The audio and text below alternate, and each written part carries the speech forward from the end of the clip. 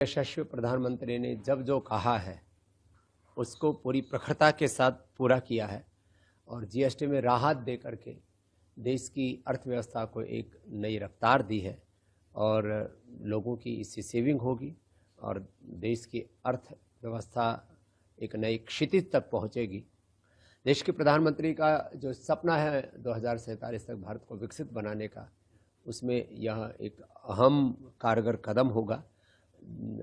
चाहे वह करदाताओं को छूट देने की बात हो, जीएसटी भी ज़्यादातर प्रोडक्ट्स जिनमें 18 और 12% था, 99% को 5% की कैटेगरी में ला करके देश के प्रधानमंत्री जी ने सबके मंगल के लिए, सबके कल्याण के लिए, देश के लोगों के पास में पैसा होगा, वो समर्थ बनेंगे, समृद्ध बनेंगे, तो देश की अर्थव्यवस्था को वो नई गति प्रदान करेंगे।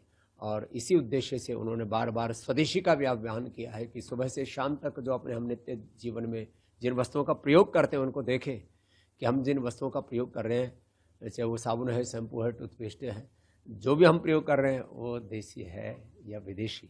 और जब ये स्वदेशी का भाव जन जन में जगेगा और आत्मनिर्भरता की ओर भारत आगे बढ़ेगा तो निश्चित रूप से विश्व का नेतृत्व करेगा। और ये जो टैरिफ के नाम पर टेररिज्म, टैरिफ के नाम पर अनारकी और टैरिफ वार जो पूरी दुनिया में चल रहा है, और इससे भी देश मुकाबला कर पाएगा। भारत के सामने दुनिया को झुकना पड़ेगा। नेगोशिएशन में भारत पूरी दुनिया के सामने अपनी बात मजबूती से रख सकेगा। और इसीलिए देश के प्रधानमंत्री बार बार कह रहे हैं, स्वदेशी अपनाओ, देश को शक्तिशाली, समृद्ध बनाओ, मजबूत बनाओ।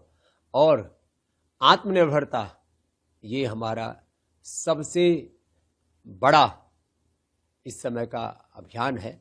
और जो मोदी जी ने कहा है कि देश का सबसे बड़ा जो शत्रु है वो दूसरे देशों पर हमारी निर्भरता है, और इस शत्रु का हमें समूल नाश करना होगा।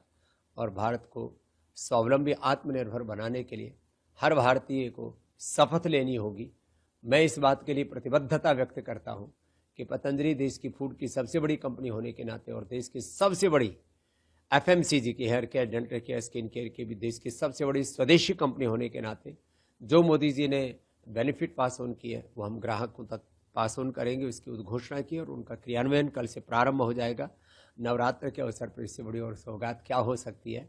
तो नवरात्र की भी सबको बधाइयाँ, और सब सेविंग करें, सेहत बनाएं, पतंजलि गाय का देसी घी भी खाएं और देसी टूथपेस्ट, देसी साबुन, शैम्पू लगा करके देश की अर्थव्यवस्था को मजबूत बनाएं। जो प्रधानमंत्री जी का सपना है, make in India, make by Indians, को उसको मजबूती दें। स्वदेशी अलग जो जगह थी वो आपके द्वारा काम चलाया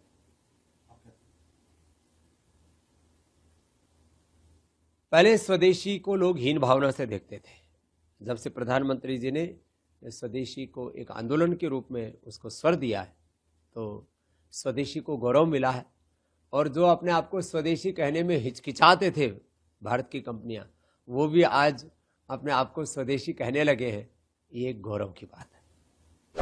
जी, जब भी प्रधानमंत्री जी कोई घोषणा करते हैं जो विपक्ष होता है वो कहीं ना कहीं शांति ध्यान में लग जाता है, उनकी एक घोषणा को लेकर फिर एक बार ये शुरू हो गया।